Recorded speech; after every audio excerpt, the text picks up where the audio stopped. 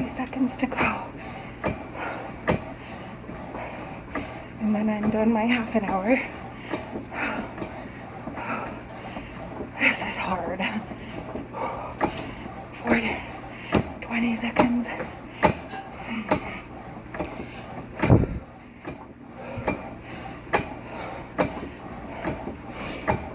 10 seconds.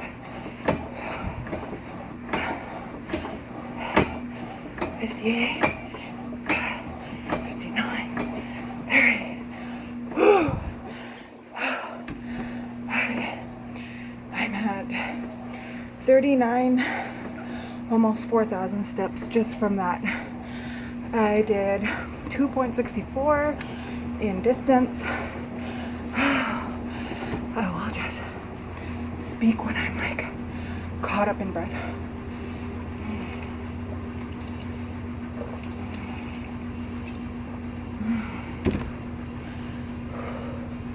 Isaac bought this elliptical like 2 weeks ago for $300.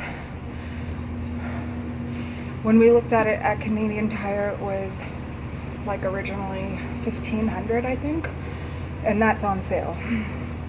So I think we scored pretty good. I better stop this.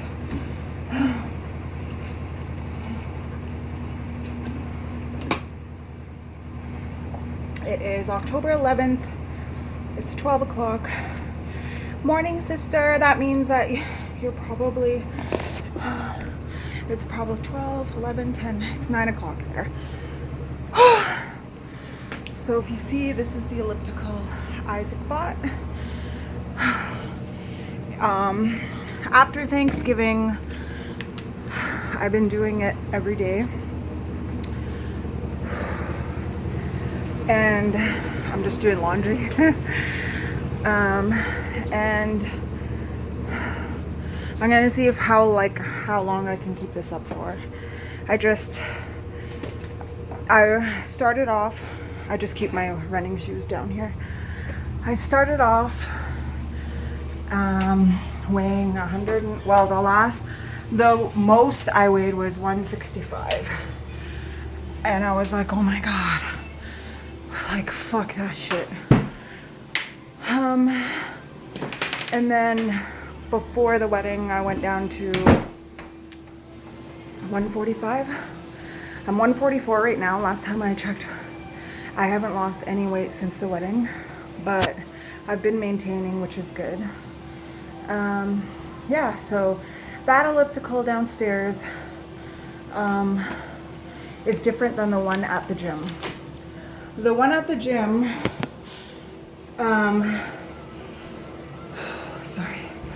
the one at the gym I went there every day. I did the elliptical for an hour. And I got about like almost 10,000 steps every time I did the gym Fit for Less elliptical for an hour. But this one downstairs, I can only do for half an hour. But I've never sweat like this much on the elliptical at the gym. So something tells me that the one downstairs has like a stronger resistance and it's better. So yeah, just decided that after the turkey and everything like that, I'm gonna start working on, and especially since Isaac is losing weight rapidly. That's enough for a shaker. I feel like I'm just the fat ass.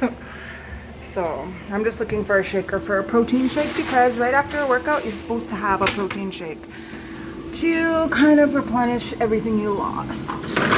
Oh, sorry. I just have like this junk thing. And I'm trying to find a shaker bottle. And of course they're all dirty. Like, what the fuck? What a piss off. Ah! I'm not even gonna deal with it. So yes. Anyways. You know what? Fuck this. I'm gonna grab one from here.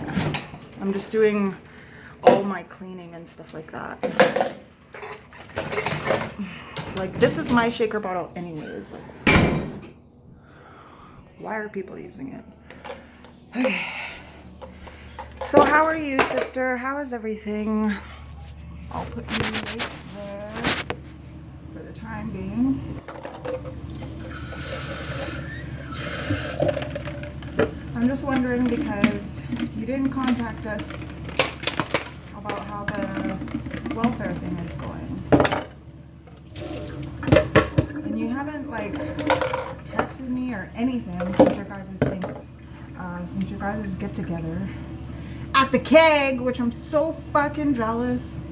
Isaac, I saw that like a night after work.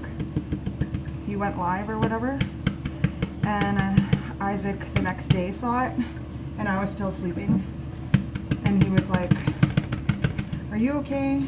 Like, I know that must have been hard for you to watch." And I was like, I mean, I care. Like, all my family's together except me. What's new? But I just told him, like, I'm doing something for myself, and if that means that I don't get to be with my family as much as I want to, then I mean, that's okay. Like, I accept that. Hey, it's Luke Bryan. That we lost it somehow. Down, down, down. Put it in my shaker bottle. Don't mind my chubbies. Shake, shake, shake, shake. Shake weight. Yeah, so this is my resume. Me and my girl Ursula, she works at Twigs too. We're gonna be applying to a restaurant today. I mean, I like Twigs, but I better not say on this YouTube channel. There's lots of things that are wrong. Like, you're doing a lot of bad stuff there. And we just don't want to work for somebody like that anymore. There, I said it. Put you down there. So yes, I've just been pretty stressed out with exams because of work. Like, I booked off reading week, which is this week, which means I don't have school. They give students a week off before all your exams, which are usually all in the same week, to study. And then, without asking, my boss scheduled me for reading week, like, all week, pretty much. I mean, that's fine. I like getting my paychecks after something like that, but school is more important. And right now, I have a 60,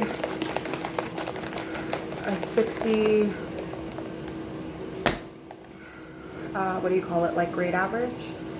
And in order to apply for your professional years, you need above a 70. So I need to concentrate on school, and that's something that they don't understand, and that's fine. But I mean, I don't want to work for somebody who doesn't understand my priorities. You know what I mean? Like, and they're school right now because, I mean, I should be in my first year of my professional years, but since I failed biology, I have to get my grade point average up, and then I can apply.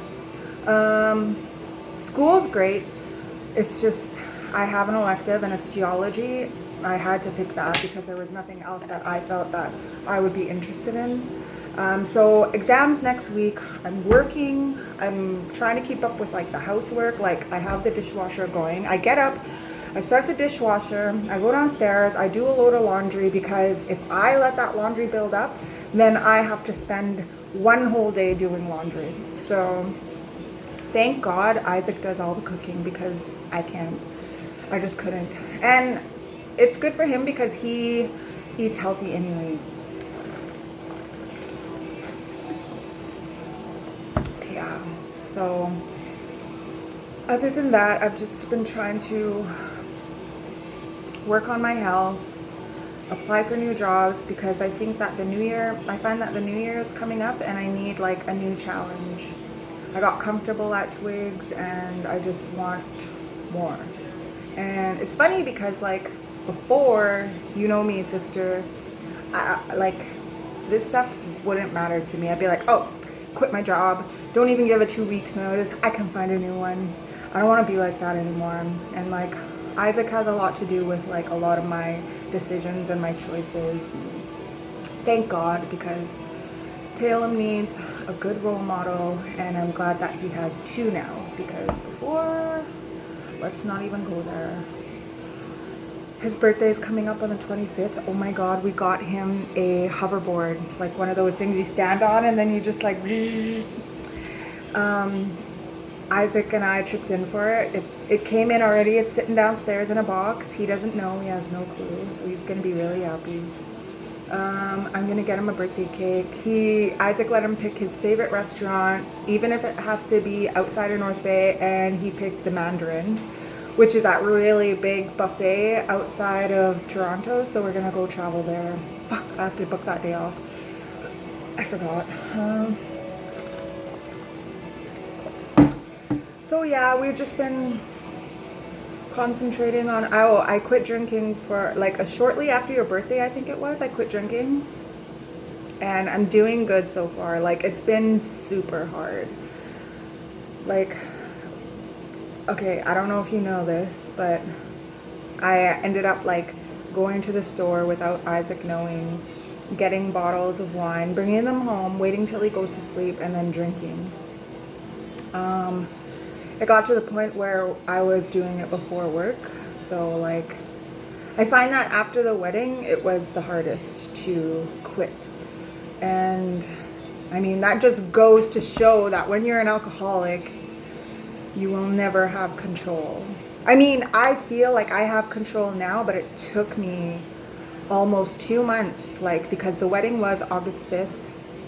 I drank for like 2 weeks straight, every single day, and I think that like really affected my mind and my body to always like keep craving more. Like it the same thing happened like when I moved here from BC. I was always drinking. I had a hard time quitting, and then once I quit and I was like consistent with school, my health, and other stuff, work, I found that it got easier. The more you're off of alcohol, the easier it gets. And the more you don't want to relapse because your life is so good. So right now I'm going on, I'm just going to say, because it is the 11th, I'm going to say like Dad's birthday. So it's been like 2 weeks, a little over. And I feel good. And I just don't want alcohol ruling my life. Like I have such a hard time with it. And I feel like Isaac and I's relationship and our marriage will last longer if I'm not on it. And that's like a good mentality to have, I think. Also, everything that I've been learning in school, like every year, like I just want more, I just want to learn more. Right now I'm in Foundations of Social Work, and we're learning about privilege and oppression.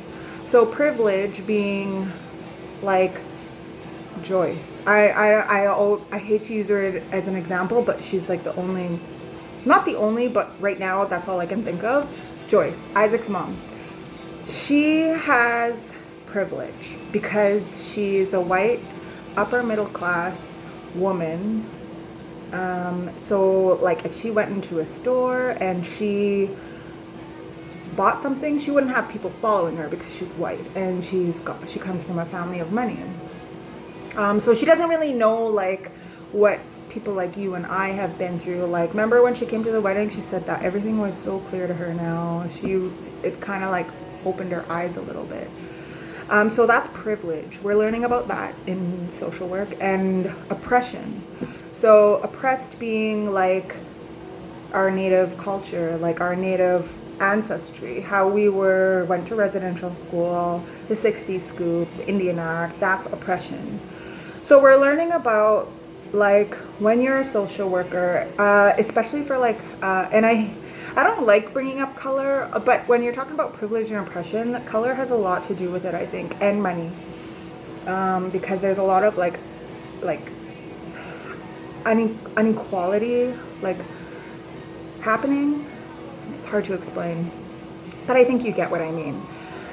So like in social work, like for the white people, if they go onto a reserve or like other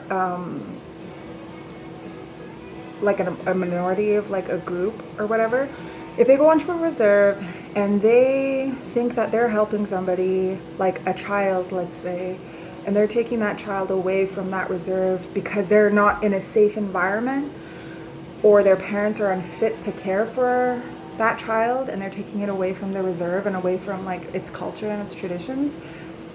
I mean, as social workers, we're supposed to know the background of a Native person. Or no, I meant like, come on. Like, I didn't know any of this either, not really to the extent I know now, especially being in school. Like, I always learn, I'm always learning every single day about like indigenous oppression. So we're learning about like being an ally, like when you're trying to comfort somebody. Like, there's different kinds of privilege too. Like, it's not just Joyce and us. Like, it could be like, there's so many ways that you're privileged. Like you could have privilege over like a mother who can't have a child. She will look at you like, oh my God, like you can have a child and I can't. You're privileged for being able to bear children or whatever.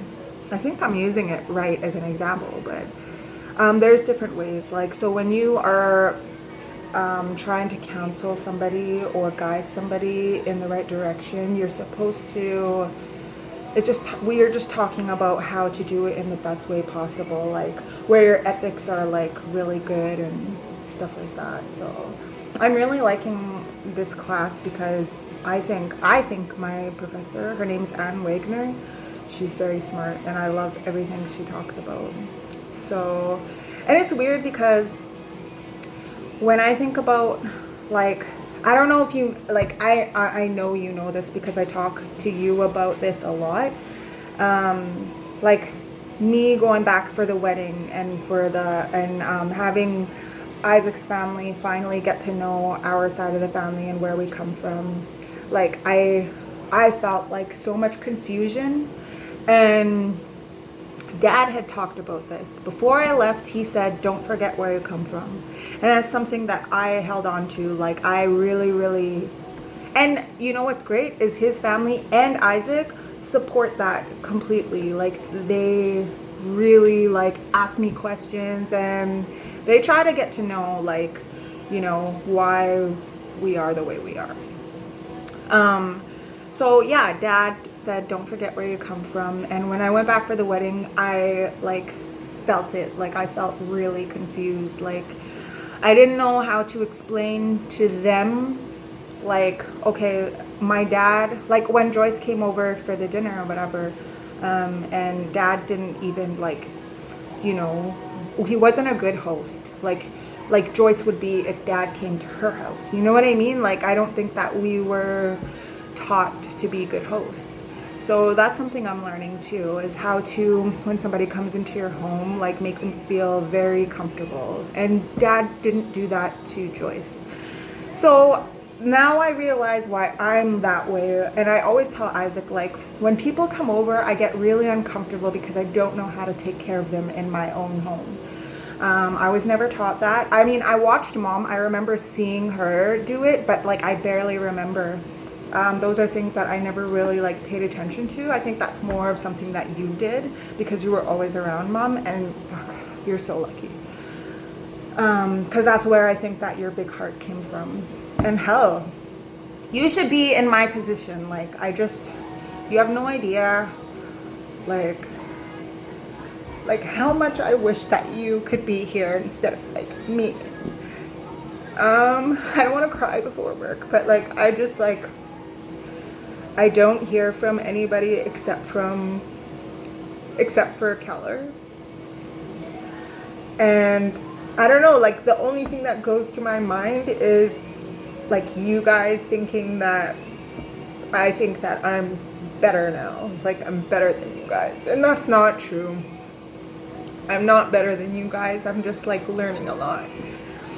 So if I cry, I'm gonna fucking have red eyes. Oh. So I just don't want you guys to think that I've forgotten where I come from, and I just want you guys to know that I really love you. It's just that me and Dad right now, like, because of everything that I'm learning, I'm understanding more why I feel the way I do about Dad. I talked to Isaac a lot about it,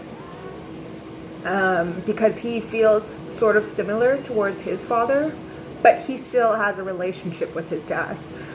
And I want a relationship with Dad too, but I mean, I can't be the only one trying. You know what I mean? Like, Dad needs to try too.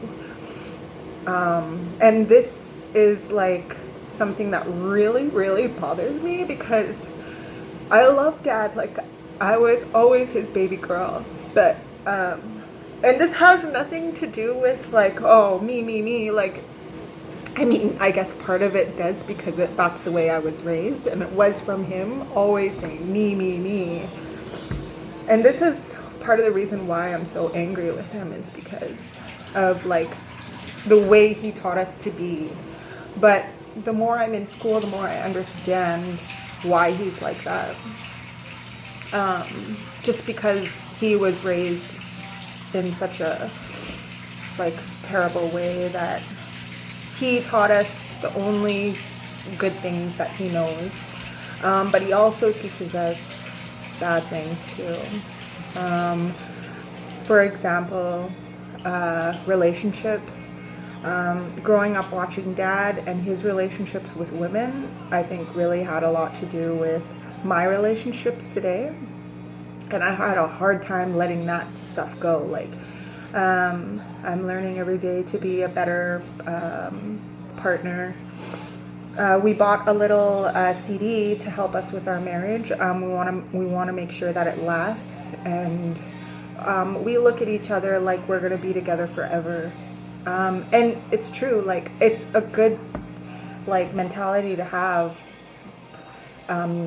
Thinking like, oh, not always thinking that everything's gonna fall apart, and not always being prepared to run, you know what I mean? And like, that's how I used to be. When men were like really bad to me, I'd always be like, whatever, I'm gonna leave you anyways. That's not a good way to be. I'm just speaking for myself, sisters. Has nothing to do with you. You're in a bad relationship. I think you should get out of there. But Isaac is a good man, and I was always had one foot out the door with him in the beginning, and he saw that, and he was like why are you like that? And I'd just be like, well, honestly, I don't know, but being in school has taught me that the reason why I'm like that is because I watched my dad do that all the like since Mom. Like, I remember him sitting us down the night Mom died and being like, it's over, we're getting a divorce. Like, he shouldn't have been talking like that. He should have been trying to make it work no matter what, because that's what a marriage is trying to hold on. Anyways, I'm blabbling. So yeah, like me, I'm trying to forgive Dad. I'm really trying to find it in my heart to have a relationship with him, but I'm just finding it really hard right now because I feel like he's ignoring us. Like, and I feel like it's a pattern with Dad that he completely forgets about the children that are his, like, biologically, but he's treating children who don't even like him like they're his own.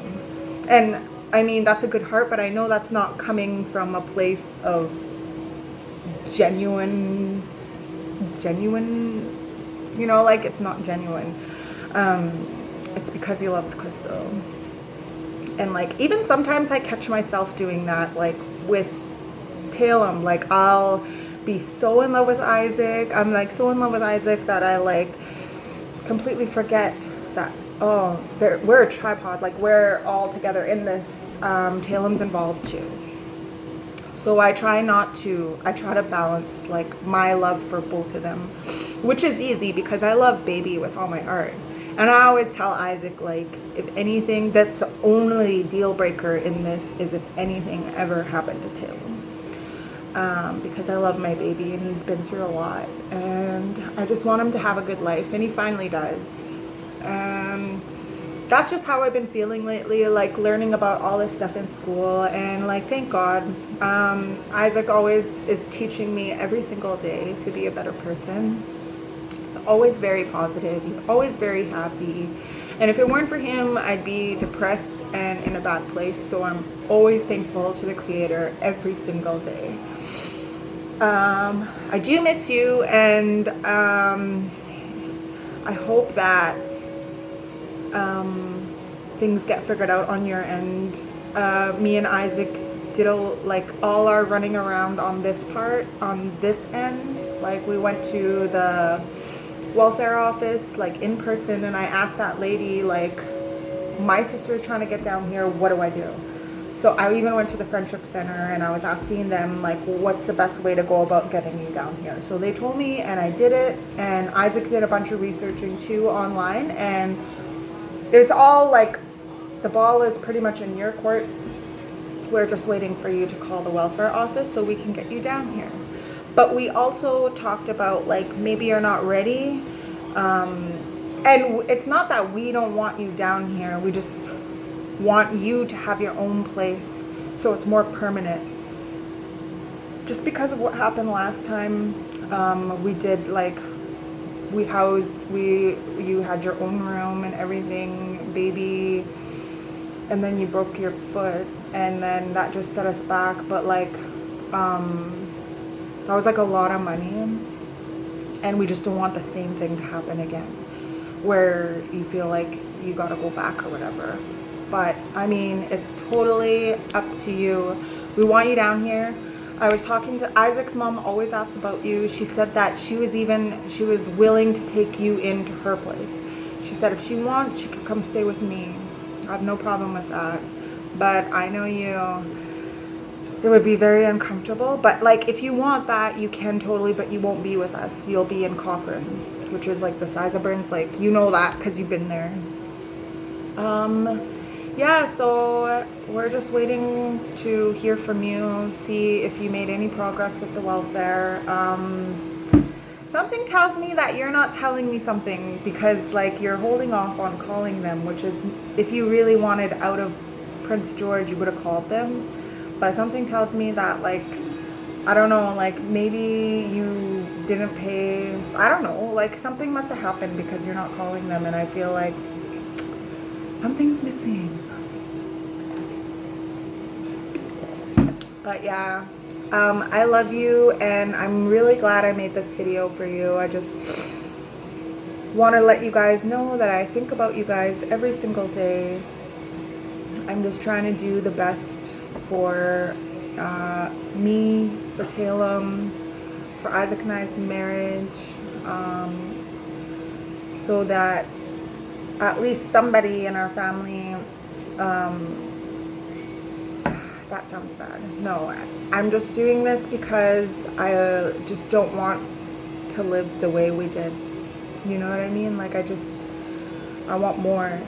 And every time, I think I'm addicted to like success, because I want it all the time. Like, even after my degree, I think I want to go, like, maybe work for a little bit and then try to go for my master's, because I just think it's time for somebody in our family to do something like that. I don't want people looking at us like we're a piece of shit anymore, because we're not. But I love you, and I hope everything is okay.